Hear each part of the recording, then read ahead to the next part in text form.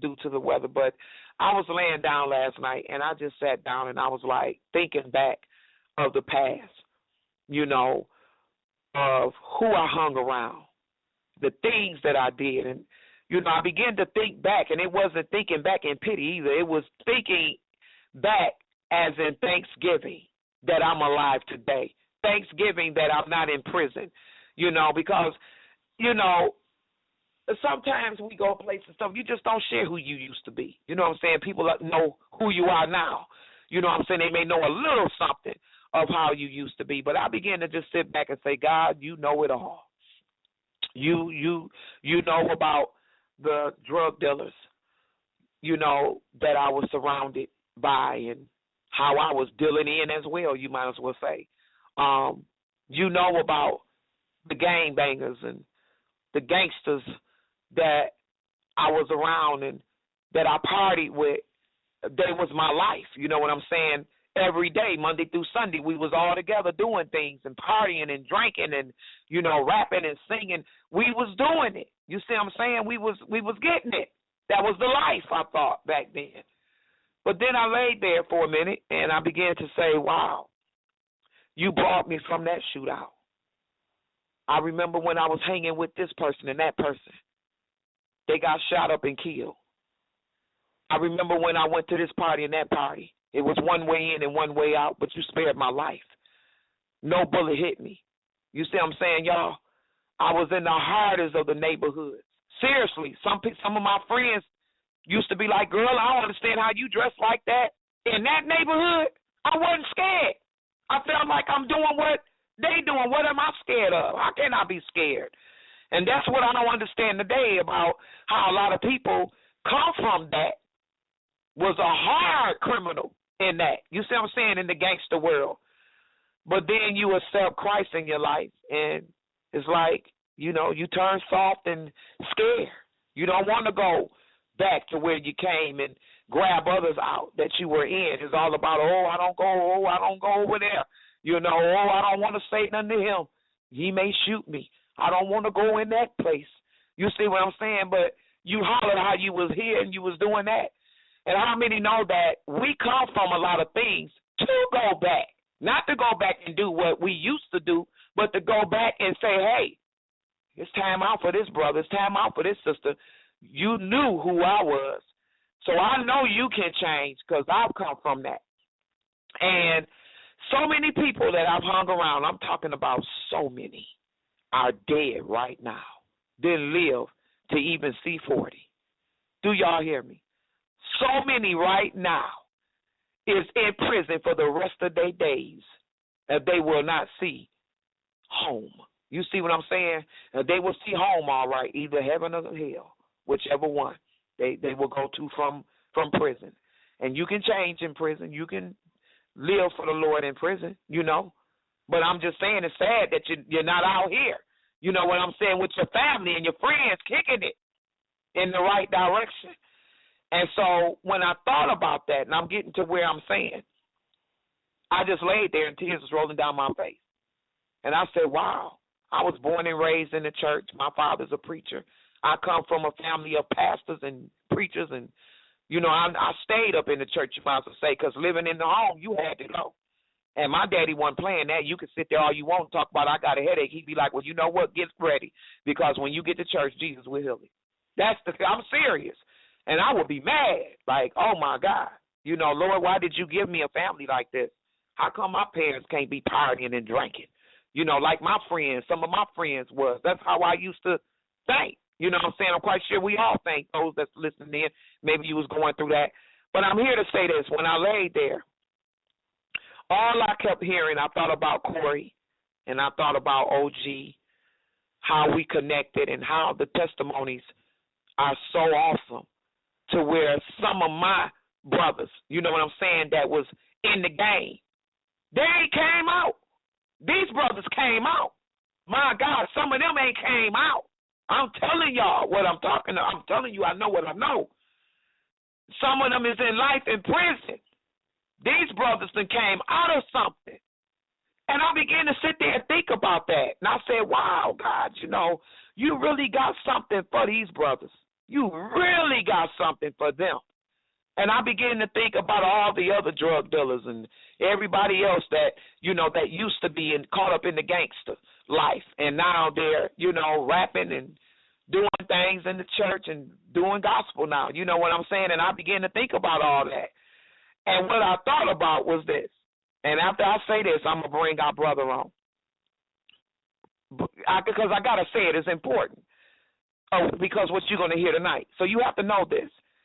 I was laying there last night and I thought, wow, what in the world, God? I've been surrounded by this type of stuff back in the day. And I'm still surrounded by it.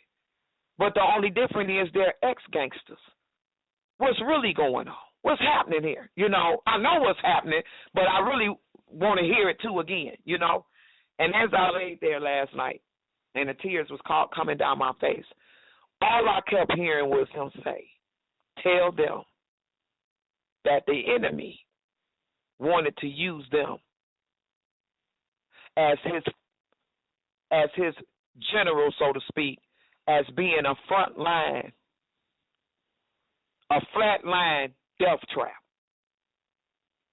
And I looked like, flat death trap, front line death trap. And then I heard a frontline guinea pig. And I thought, what? But then he broke it down. I just kept hearing that. What he did was he tried to take Corey and OG, you see what I'm saying, and other brothers and sisters that's in the gang that's now gangsters for the Lord. He tried to, you see what I'm saying, destroy them. He wanted to use them to do his work. You see what I'm saying? He wanted them to be chiefs in his domain, so to speak.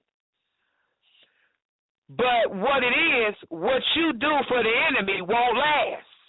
You see what I'm saying? Because there comes a stop sign. And there is a such thing as being a real G. I shared a little snippet of it yesterday. I said something. And what I saw was, you will be a real G in that kind of game. And the real G stands for in that kind of game is you're going to be gone to prison for the rest of your days, or you're going to be gone to your grave. This is the setup that he has. But I thank God because he had another plan. And what he let me know was these brothers and sisters that come from this type of lifestyle, I throw myself in it. We are still G's, but we are generals for the kingdom.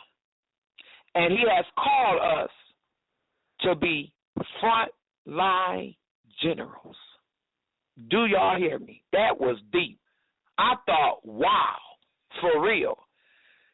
He has commissioned us to be officers of the high rank. Ain't that something, y'all? So when he said that he has given us this power, we walking in this dunamis power, he has given us this. Luke 10:19. That we have something greater than what is going on really in the gangster world. Because in the gangster world, you see what I'm saying? You will be destroyed one way or the other. You're going to be destroyed from losing your life, from being with your family, or it's going to be destroyed, you see what I'm saying, 6 feet under. And that's the dirt you put in your grave. But when you live a life of being a real gangster, because now that you are G's in the Lord, you see what I'm saying, you can flip mode on the enemy. And the thing is, you have eternity in heaven. And when he said nothing will come against you, that he's giving you power to tread on these serpents and scorpions, then what he has given you is greater than the AK. It's greater than the grenade. It's greater than a machete. I used to like the machetes. I'm going to tell you right now. I used to love them things because I felt like this, you know what I'm saying? It could chop up some stuff, you know, better than, you know, beyond food.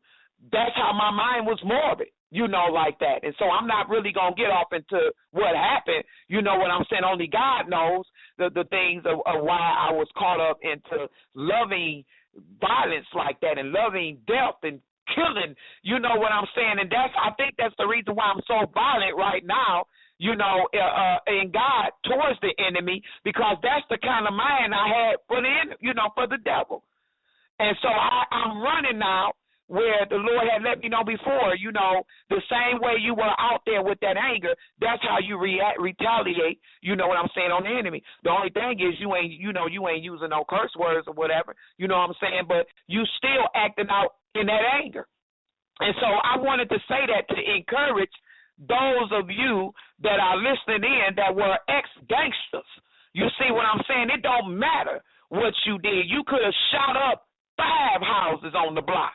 But let me tell you something, you're going to be a great shooter, even in the kingdom of God. Do you understand me? He is calling you to be what? A front-line soldier. Do y'all hear me? A front-line general, high in rank, fully loaded. Do y'all understand? And there will be no retaliation. In the gangster world, there's retaliation, but there's no retaliation in this thing here. There is no retaliation. Because why? God has given you the power, and he's got your back, and the angels surround about you. The warring angels surround about you. So let me tell you something. You in a real battle right now, but don't let the enemy have you feel scared, and have you feel that you are less than a man, that you are less than a woman, that when you was out there that you was well respected because people knew you as being that G in the streets. But let me tell you something, that's nothing but a lie from hell, because we were not G's in the streets. We was crazy, and we was G's all right. We wasn't no real G. We wasn't no generals. I'm going to tell you that right now, because I'm going to tell you, because it's just a thing, a setup that we have in our mind that, yeah, we a G. We doing this and we doing that, and I'm respected, and I'm riding in the hood, and I'm doing this. I'm setting for the Bloods. I'm here for the Crips. I'm here for the Vice Lords, whatever it is that you was into, whatever, the 7 miles, the 6 miles, the Joy Roads, whatever you are. I don't know. But I have to say this. You have to just wake up and see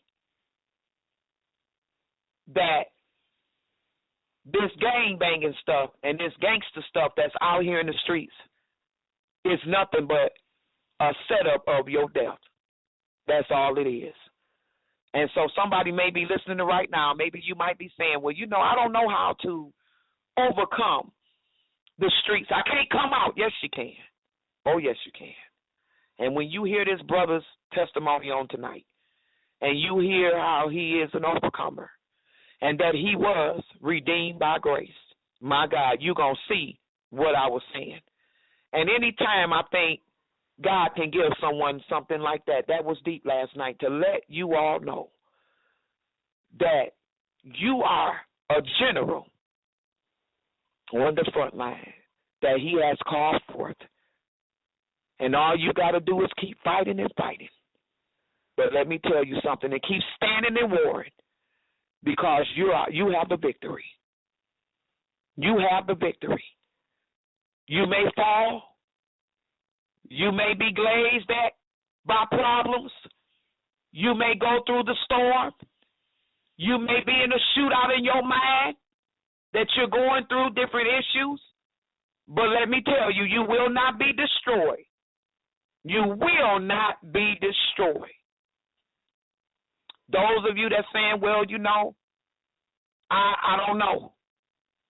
My loved ones feel like they're not going to change. They this and they that. You got to stop speaking that. And stop speaking that Ray and Tutu and whoever else, Heavy Nose, Big Tank is going to make it out. Turn that thing around, speak it. and say they're coming off the street and they're going to be generals for the kingdom.